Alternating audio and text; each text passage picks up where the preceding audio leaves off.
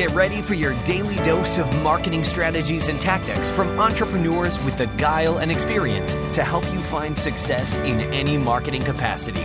You're listening to Marketing School with your instructors, Neil Patel and Eric Su. Hello and welcome to another episode of Marketing School. I'm Eric Su. And I'm Neil Patel. And today we're going to talk about what goes into a quality infographic. So infographics, if you look at Kissmetrics, they have a great portfolio of infographics. They're great at driving links. They're great at driving social shares overall. So the question is, what actually goes into a great infographic? So I guess I'll kick it off. When it comes to infographics, it's not just all about the imagery. It's, great design is certainly important. Having the right statistics and being correct of the things that you're citing is super important. There's oftentimes, especially when marketers talk about something really working well, people start to duplicate it everywhere and then the quality starts to go down. You don't want to cite the wrong statistics. That's when you're going to get called out, and that's when you can look really bad. So number one would be making sure that you have the right statistics and that you're citing them properly. Number two is make sure your topic is really good. Just creating visual content doesn't guarantee success. Take a complex data point or a complex story, make it easy to understand through a visual, and you'll do well. Good example of this is how car engines work. What is a bounce rate, right? Or bounce rate explained. Like all those examples are ways you can make a really cool infographic with something that most people don't know. For example, you want to talk about car motors? Sure, everyone's like, oh yeah, you have oil and like pistons and stuff. Yeah, well, what's this stuff? How does it work? Show in the infographic animated how fuel's going through the motor, injected into the pistons, etc., right? If you can show complex data sets in a really easy to understand visual format, example an infographic, you'll do well. Number three is to keep it concise. Don't try to overdo it, with all the bells and whistles. Say what you need to say. Infographics designed to be very digestible and very quick. So whatever you can do to keep it digestible, go ahead and do that. Number four, has to flow really well. If you can't create a really good story, it won't do well. For example, if you're doing an infographic on how colors affect purchases, point number one may be the meaning of colors. Point number two may be how men perceive colors versus women perceive colors. Point number three would be on which of those colors affect purchases, right? Point number four is the type of colors you should use depending on the price points of the products you're trying to sell. Those are all examples. And when you create a story, make sure you have roughly 6 points. Those are all examples of points, right? So you can see how in-depth they could be. And when you do 6 points, it creates a good-sized infographic, something that's not too long, yet is still in-depth and thorough, and it should do quite well. Number five, and we're going pretty quickly on this one, surprisingly, but when it comes to infographics, it seems like very duh, but you have to have great design. So I'm going to give you something more practical where you can actually do something with this advice. If you go to Dribbble, that's DRIBBBLE.com,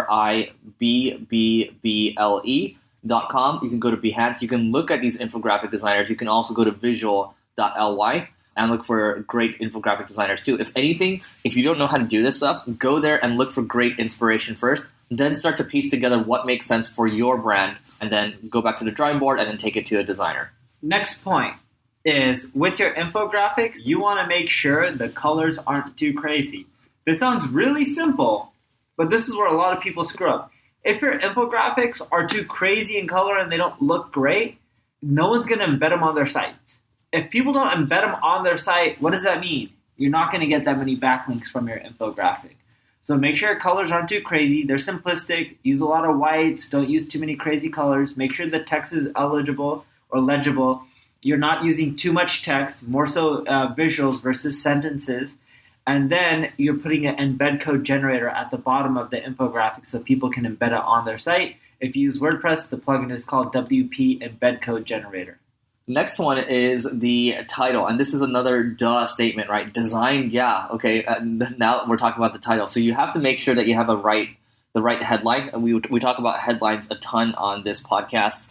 Again, if you forgot, go to CopyBlogger, how to write magnetic headlines. They have a lot of great resources around creating great headlines. Again, same type of deal here, right? You're pasting the infographic to a blog. It's basically a blog post, so you have to have the right title, and that's going to be the first order of business for you. Last but not least, an infographic is all visual. It's hard to rank really well with the infographic, even if you have a ton of backlinks. So make sure you add some text to the page. Usually when I post on infographics, I'll add a paragraph above the infographic, then the infographic, and then I'll wrap it up with a conclusion that's text-based, right? So text above the image, the image being the infographic, last part being text or another big block of text, if not a few paragraphs to summarize it. If you do that, you should get way more search traffic, especially if people are linking to you. And make sure that image that you're putting on the page works in full size, so that way people can zoom in and see everything, because it's really hard if your blog width isn't too big.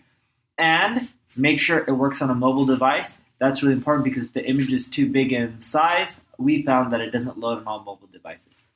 And be creative too. I mean, when you spend all the resources, you spend, let's say, a couple $1,000 on the infographic, how can you repurpose it? How can you put it onto SlideShare? How can you slice it up a little bit, right? So think about that, because you want to maximize, again, the effort that you're putting into any piece of content. And it's not just infographics nowadays. You know, Neil's done things like GIFographics that move around, KlientBoost that starts with a K. They have a really good example of a PPC kind of infographic, and it moves around. It looks really interactive. I think it definitely stands out. So with that being said, that's it for today's episode of Marketing School. What I want to do is also give a shout out to Scott Orth from When the Beat Drops, because he gives us great topic ideas. So if you guys give us great topic ideas, we'll give you a shout out every now and then. So see you tomorrow in Marketing School.